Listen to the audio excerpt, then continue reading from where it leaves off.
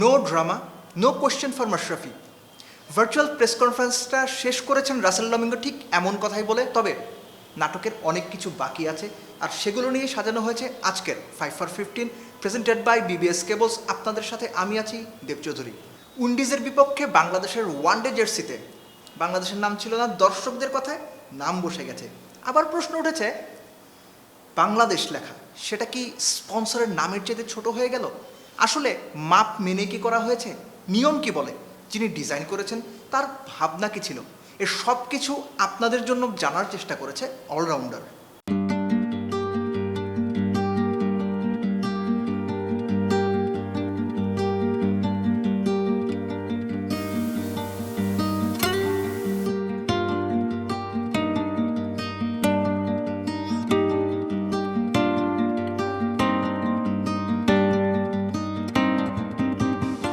দর্শকদের মনে খুব স্বাভাবিকভাবেই প্রশ্ন জাগতে পারে, বাংলাদেশ লেখাটা উল্টো কেন? এটাকে বলা হয় মিরর ভিউ। এই প্রিন্টটা যখন জার্সির গায়ে বসবে তখন সেটা সোজা হয়ে যাবে বুকের ঠিক মাঝখানে। এখানে লেখা থাকবে বাংলাদেশ, সোজা, আপনার আমার বাংলাদেশ।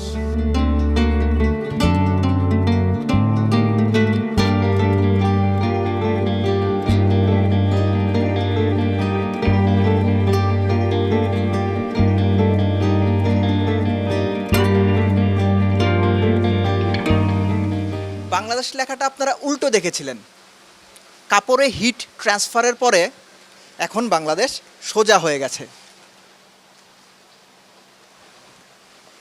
এর পরের কাজটা সেলাই করা।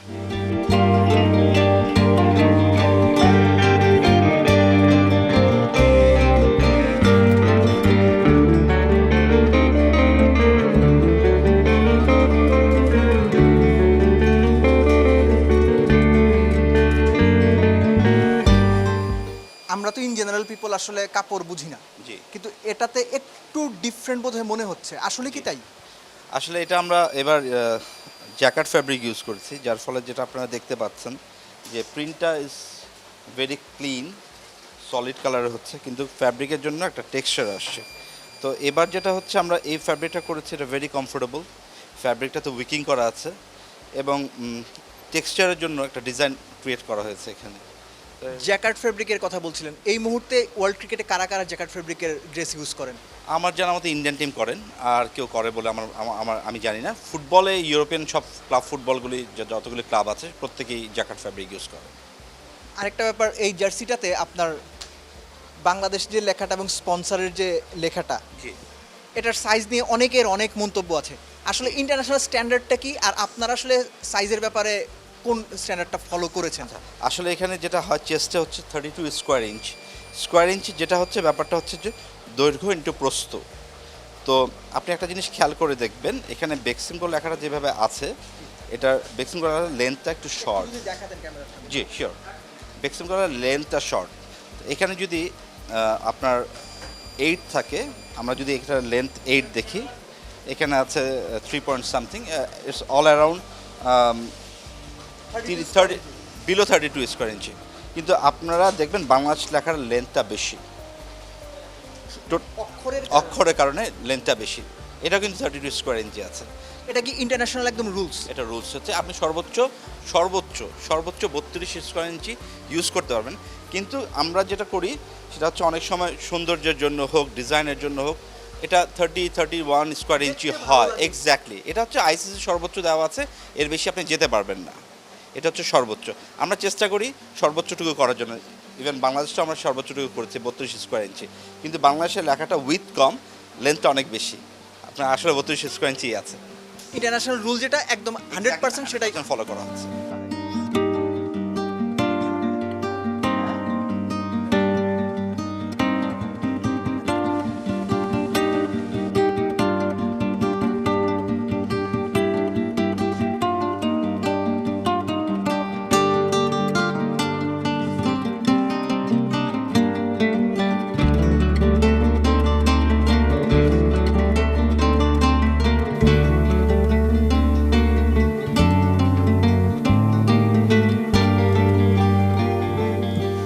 যাকে স্ক্রিনে দেখছেন তার নাম আহমেদ স্বপন। যে জার্সিটা দেখলেন উইন্ডিজের বিপক্ষে ওয়ান ডেতে যে জার্সি পরে বাংলাদেশ মাঠে নামবে সেটা ডিজাইনার।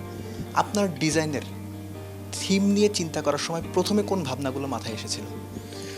দেখেন, জার্সিটা যেহেতু বাংলাদেশ স্বাধীনতার 50 বছর পূর্তি উপলক্ষে, তো আমি চিন্তা করেছি যে এটা এইখানে এই জার্সিতে স্থান পাবে আমাদের মুক্তিযুদ্ধের ইতিহাস। এটা যে প্রথমে ডিজাইনটা হয়ে গেছে তা না, এই ডিজাইনটা করতে গিয়ে আমি মিনিমাম 5-6টা ডিজাইন করতে হয়েছে এর আগে।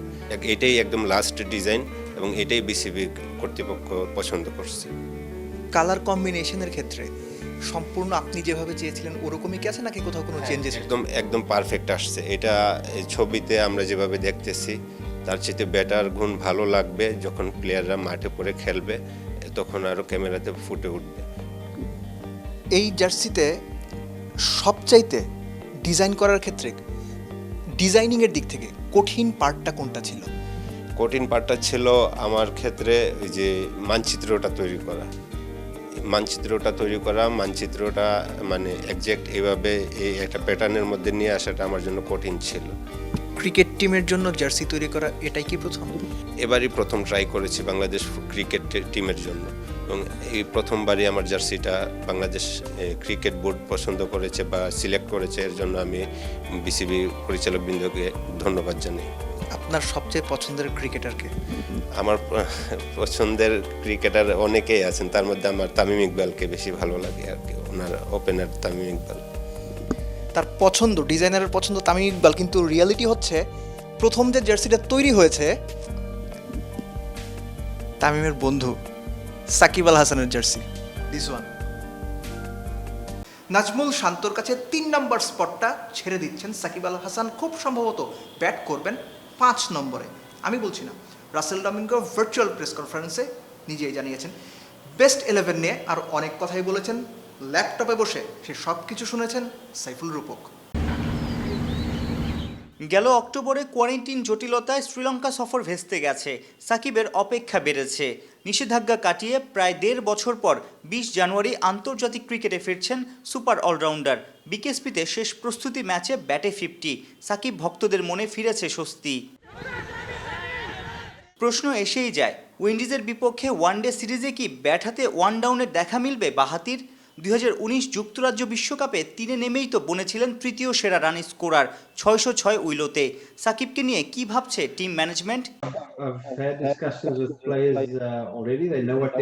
2023 বিশ্বকাপ নিয়ে পরিকল্পনা শুরু করেছি, তাই আমরা মিডল অর্ডারে অভিজ্ঞদের রাখতে চাই। উপমহাদেশে আগামী বিশ্বকাপ, মুশফিক, সাকিব, রিয়াদ থাকলে ভরসা পাওয়া যাবে বেশি। পাশাপাশি নাজমুল শান্ত দারুণ ফর্মে আছে, তাকে 3-এ সুযোগ দিয়ে আত্মবিশ্বাস বাড়ানোটা আমাদের দায়িত্ব।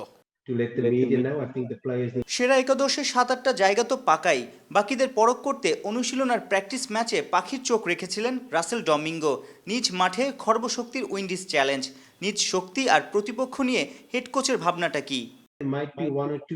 বোলিংয়ে সাকিব 10 ওভার করায় টিম কম্বিনেশন করতে সহজ হবে। আমাদের প্রস্তুতি ঠিকঠাক হচ্ছে। আন্তর্জাতিক ম্যাচ খেলার অভিজ্ঞতা কম উইন্ডিজ দলে, তবে সবাই কিন্তু সিপিএল এ পারফর্ম করা ক্রিকেটার, তাই কাউকেই হালকাভাবে নেয়ার সুযোগ নাই। বুধবার 3 ম্যাচ সিরিজের প্রথম লড়াই। ক্রিকেটারদের চেয়ে হেড কোচের চ্যালেঞ্জটাও কোনো অংশে কম নয়। নিউ নর্মালে বছরটা নতুনভাবে শুরু করতে মরিয়া সবাই। সাইফুল রূপক, অলরাউন্ডার। সুযোগ থাকার পরও সুযোগ না পাওয়া, তা সেটা ভর্তি পরীক্ষাই হোক কিংবা জাতীয় দলের ডাক পাওয়া, যে কারোর জন্য সাময়িকভাবে হতাশার হওয়ারই কথা, কিন্তু শেখারও আছে অনেক কিছু। ইয়াসির আলী চৌধুরী রাব্বি জাতীয় দলের ডাক পেতে পেতেও পাননি, কিন্তু তিনি অলরাউন্ডারকে জানিয়েছেন যা শিখেছেন, যা শিখছেন সেটাও নেহায়েত কম না। সাইফুল রূপকের কাছে বিস্তারিত।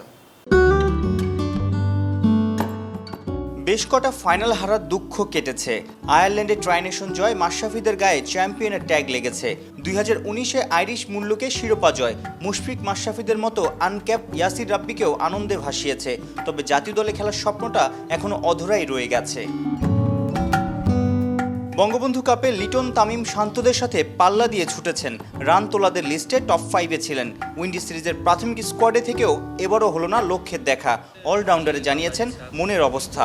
অভিষেকের স্বপ্নটা পূরণ না হওয়াটা আসলে ভেঙে যাচ্ছি না, নিজেকে আরও নিজেকে আরও শক্ত করছি, কারণ আরও বুঝতে পারছি যে নিজেকে আরও যোগ্য করতে হবে ওই জায়গাটার জন্য। নিশ্চয়ই আমি হয়তো ওই জায়গাটার এখন যোগ্য না দেখে আমি হয়তো খেলতে পারছি না, কিন্তু ভেঙে পড়ছি না, অবশ্যই ভেঙে পড়ছি না, কারণ এটা হচ্ছে আমার এখনই সময় হচ্ছে আমার আরও হার্ডওয়ার্ক করে নিজেকে আরও বেশি প্রিপেয়ার করার।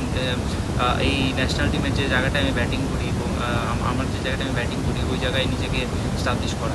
সপ্তাহখানেকের প্রাথমিক ক্যাম্প, বিকেএসপিতে জোড়া অনুশীলন ম্যাচ, 3 আর 24 রানের ইনিংস। বাসায় বসে দেখতে হচ্ছে বাংলাদেশ উইন্ডিজ সিরিজ।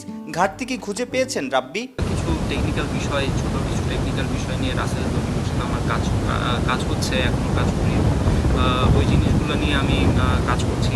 আর হচ্ছে যে আমাদের নতুন ব্যাটিং কোচ জন লুইস, ওনার সাথে আমার কথা হয়েছে। ওনার সাথে আসলে ওরকম কাজ করার তো এখন সুযোগ হয়নি, তো লেটস সি। আমি লুকিং ফরওয়ার্ড টু ইট, যে ওনার সাথে কখন কাজ করবো এবং আরও আমার ব্যাটিং আরও বেশি উন্নত করতে পারবো। আর সিনিয়র বড় ভাইদের সাথে তো অবশ্যই আমি কথা বলি, এবং তামিম ভাই, মুশফিক ভাই, সাকিব ভাই। বাকি সব ক্রিকেটারের মতো ভ্যাকসিন আর ঘরোয়া ক্রিকেটের অপেক্ষায় এই চট্টলার ব্যাটসম্যান। যখনই শুরু হবে ঘরোয়া লিগ, তখনই আমার লক্ষ্য থাকবে একটা, আমি যেন আমার বেস্ট পারফরমেন্স করতে পারি এবং সাইফুল রূপক, অলরাউন্ডার। বেস্ট পারফর্মার হয়ে গড় টেস্টে শ্রীলঙ্কাকে হারিয়ে দেওয়ার নায়ক জো রুট অনেক দিন পর অফ ফর্ম থেকে রীতিমতো ঝাঁকুনি দিয়ে ফর্মে ফিরেছেন। রুটের ব্যাটিংয়ের মূলের টুকিটাকি এক করেছেন মাহরুষ প্রত্যয়। খেলাটাকে উপভোগ করো, স্বপ্ন দেখো, স্বপ্নকে তাড়া করো, কারণ স্বপ্ন সত্যি হয়। সচিন টেন্ডুলকারের এই কথা ইংল্যান্ডের টেস্ট ক্যাপ্টেন জো রুটের জানা আছে কিনা কে জানে। তবে জীবনের মাঠে ক্রিকেটের 22 গজে নিজের স্বপ্নকে ঠিকই তাড়া করে ছুটছেন রুট। ইংল্যান্ডের হয়ে সবচেয়ে কম টেস্টে 8000 রানের রেকর্ডটা জো রুটের। রব লুইস, নিশ্চিতভাবেই নামটা আপনার পরিচিত নয়। ভ্রমণবিলাসী লুইস করোনা মহামারীর প্রথম দিকে আটকা পড়েছিলেন লঙ্কা দ্বীপে, পরে সেখানে কাটিয়েছেন 10 মাস। লক্ষ্য ছিল শ্রীলঙ্কা সফরে নিজ দেশ ইংল্যান্ডকে সমর্থন দেয়া। ইংলিশরা ওই ভক্তকে দিয়েছে প্রাপ্য উপহার। রুটের ডাবল সেঞ্চুরিতে গল টেস্টে 7 উইকেটে জয় পেয়েছে ইংল্যান্ড। ইংল্যান্ডের হয়ে কমপক্ষে 7500 রান করেছেন এমন ব্যাটসম্যানদের মধ্যে রুটের গড় সবচেয়ে বেশি, 50-এর কাছাকাছি। তিনি ইংলিশদের একমাত্র লঙ্কা দ্বীপে যার সেঞ্চুরি 1-এর বেশি। 3 লায়নদের মধ্যে সবচেয়ে বেশি 50ও তার, 49টা। বর্তমানে খেলছেন এমন ক্রিকেটারদের মধ্যে বিরাট কোহলির পর সবচেয়ে বেশি 150 পার করা ইনিংস তার, 8টা।